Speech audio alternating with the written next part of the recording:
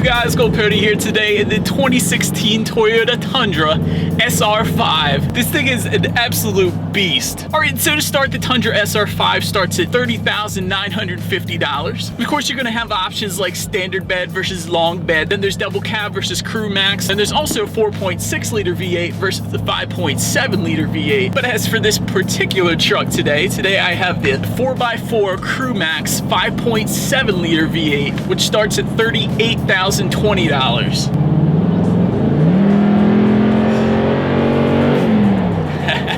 Alright, so that engine is going to produce 381 horsepower at 5,600 RPM and 401 pound-feet of torque at 3,600 RPM. Of course, power is going to be sent to all four wheels through a 6-speed automatic transmission with sequential shift mode and uphill-downhill logic. There's also going to be a tow or hauling mode as well, and this one is going to tow up to 9,800 pounds. As far as the standard suspension on this one, it's going to have an independent coil spring, high-mounted double wishbone suspension with the stabilizer bar. The brakes are going to be ventilated 13.9-inch front discs with 13.6-inch solid rear discs. As far as the ground clearance goes, standard on the SR5 at least, and I say standard because this one was modified and I'll cover that in a second, but standard ground clearance is going to be 10.6 inches. And MPGs are going to come in at around 13 in the city and 17 on the highway. Now, before I get into the modifications, let me do a quick little acceleration in this mammoth.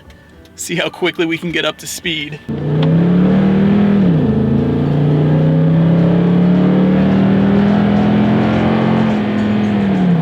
So I will say this truck is kind of weighty, it's kind of heavy, so you shouldn't have any problems merging onto the highway or anything like that, but at the same time, it's also not a race car. But the sound on this is absolutely amazing. And of course, that brings me into modifications, because the exhaust is modified on this one. This does have a custom dual exhaust. You'll see the chrome tips on both sides. And you know what, before I get into the rest of the modifications, now is a good time for the exhaust clip.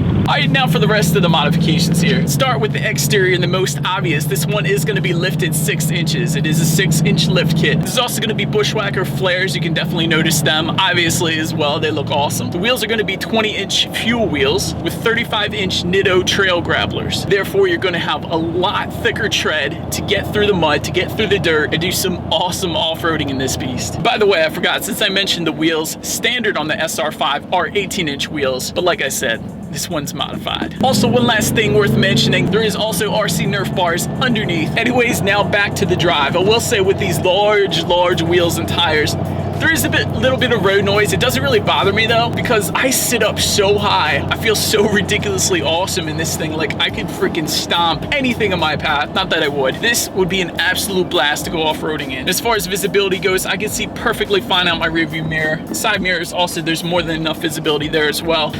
I just love how you can see everybody's roof lines. Every car, every van, even the majority of trucks that are in front of you, you can see their roof lines easily in this thing. But anyways, moving around to the back, there is a 5.5-foot short bed. That does come standard with the Crew Max. And in between the wheel wells, there's going to be 50 inches of clearance. Since I am in the Crew Max right now, of course, I have to mention it. That rear seat legroom is ridiculous, 42.3 inches to be exact. And for reference, I am a 6-foot adult. This is how I fare back there, which is definitely more than enough legroom, probably even for Yao Ming. Anyways, up front, as soon as I started up the truck, the gauges come finished in black and silver finish here. And in the middle of those gauges is an information screen, so it keeps things like current fuel economy, miles that you have left until you hit empty, how long you've been driving for this particular drive, your average speed, different trailer settings if I were to be towing anything right now, which I'm not, and of course, average miles per gallon. Also, another thing I'm really digging is the 4-spoke steering wheel. You don't usually see them in 4-spoke. But anyways, before I got in this one, this steering wheel is tilt and telescoping, so so I was definitely having no issues with finding my perfect driving position there. But then in the middle of it all, there's going to be a 7-inch high-resolution touchscreen display, which right now apparently is telling me the weather, which is brought to me by the Weather Channel. And it says it is going to be 59 degrees and cloudy, which is not that bad at all for making a review. Oh, sweet. I can also view a 3-day forecast on here, or 12-hour forecast. I can change my location if I wanted to view the forecast in Ocean City, Maryland. There's also a bunch of audio settings. I can scroll through different radio stations, volume, all that normal stuff. Also, another really cool thing is there is Entune App Suite, which is going to pair your phone to the car so you can view the apps that are on your phone on this actual 7-inch screen in front of me here. So there's going to be text messages, you can do hands-free texting. There's also going to be plenty of traffic information so you can see the accident before you actually get to it. So you can take an off-road route through the grass if you need to, because you can in this thing. And of course you can rock out to Pandora on this thing as well, once you've paired your phone to the car at least. Anyways, also on the screen, which is kind of going to bring me into safety, is when I put it in reverse like I just did, there is a reverse camera, which is going to show me exactly what's behind me to make sure I'm not running anything or anyone over, which is always good. But continuing on to safety, there is going to be front, side, and side curtain airbags for first and second rows.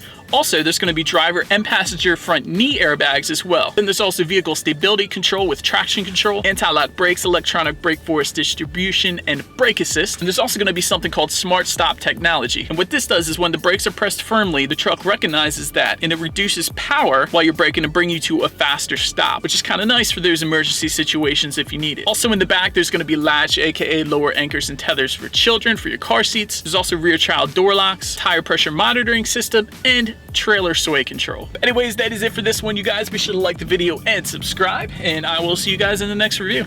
Stay gold.